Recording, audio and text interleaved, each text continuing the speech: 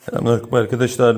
Bugün görselimizde kırmızı depolu otomat 755 motorlu tırpan çalışmıyor. Hava filtresini açtık. Şöyle bir bakın.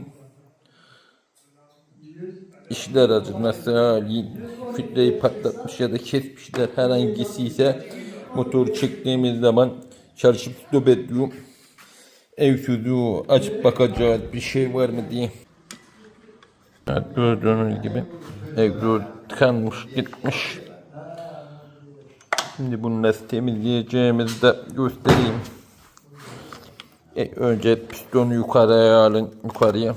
Sonra pistona vurmadan bunları temizleyin.